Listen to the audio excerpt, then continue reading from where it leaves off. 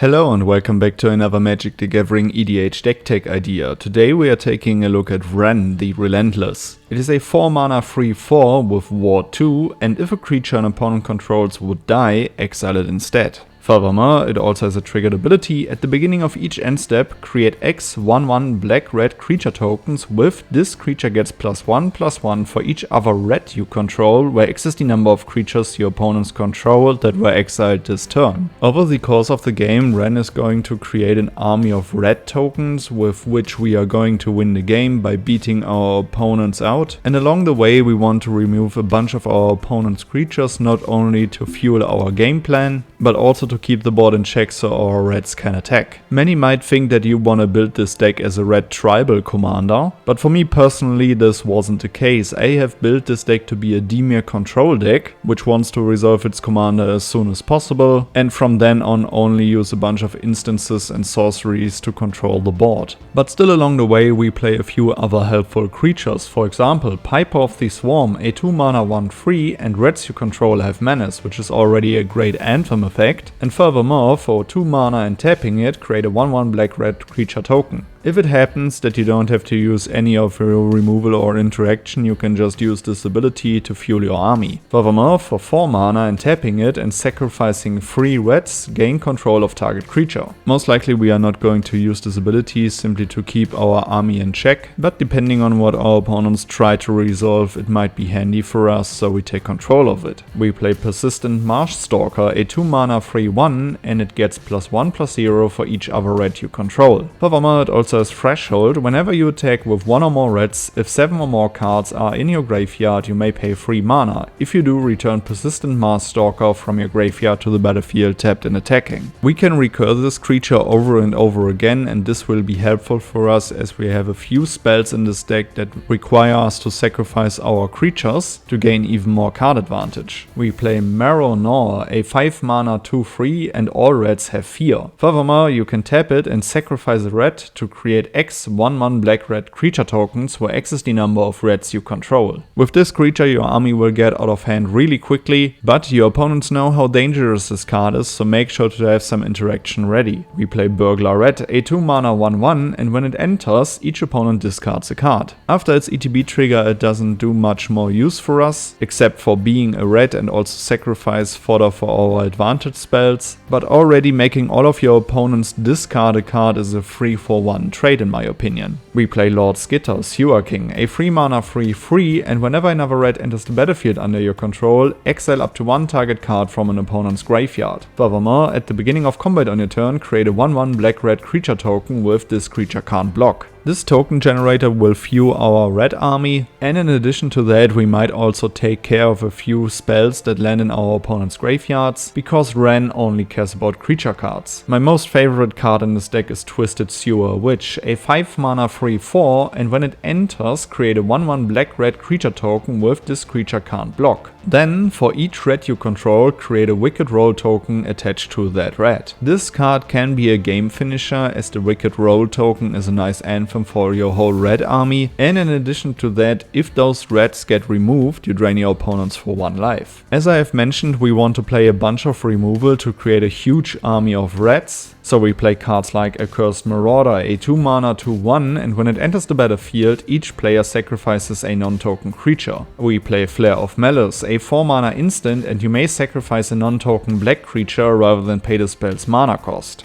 Each opponent sacrifices a creature or planeswalker with the greatest mana value among creatures and planeswalkers they control. Another powerful edict effect is Sheoldred's Edict, a 2 mana instant, choose 1. Each opponent sacrifices a non-token creature, a creature token, or a planeswalker. We also play Vona's Hunger, which can be a game finisher in this deck, a 3 mana instant with Ascend, and each opponent sacrifices a creature. If you have the City's Blessing, instead each opponent sacrifices half the creatures he or she controls rounded up.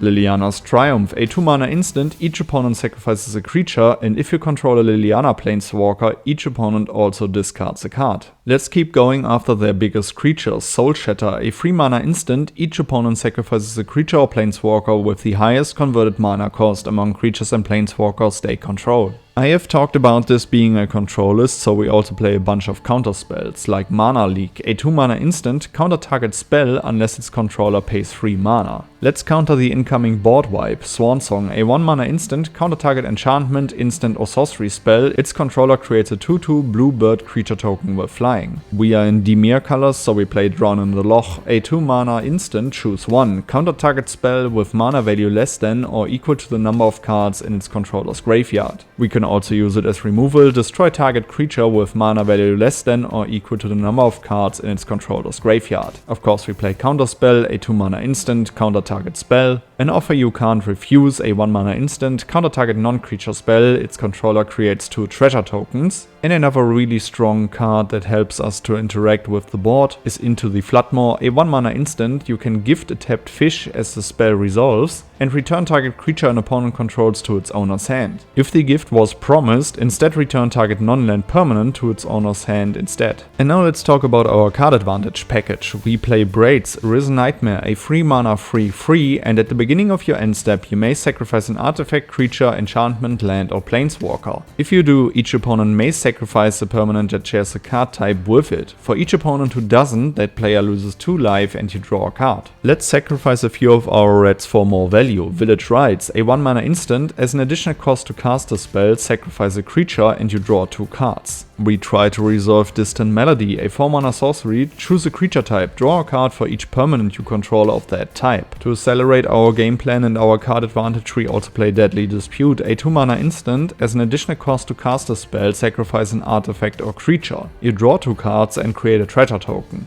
One of the best blockers in Dimir colors is Baleful Strix, a 2 mana 1/1 with flying and death touch, and when it enters the battlefield you draw a card. We also play Mystic Remora, a 1 mana enchantment with cumulative upkeep 1, and whenever an opponent casts a non-creature spell you may draw a card unless that player pays 4 mana. You want to win more? You get it. Of course we try to keep our opponent's boards in check with a bunch of removal, but handling 3 players at a time might be a tough task. So let's build in some more evasion. We play Cover of Darkness, a 2 mana enchantment, and as it comes into play choose a creature type. Creatures of the chosen type have fear. That means that they can't be blocked except by artifact creatures and or black creatures. Let's keep it going. We play Rankle, Master of Pranks, a 4 mana 3/3 with flying and haste. Furthermore, when it deals combat damage to a player, choose any number. Each player discards a card, each player loses 1 life and draws a card, and each player sacrifices a creature. We will have expendable red tokens, and Rankle can be a repeatable edict effect, which can bring us even further in the game. Alright guys, these were a few cards that I would play in Vren, the Relentless. Let me know which cards you would add to the deck, which legendary creature I shall feature next. Make sure to check out my deck list in the notes below, and then I would say, see you in the next one. Goodbye guys.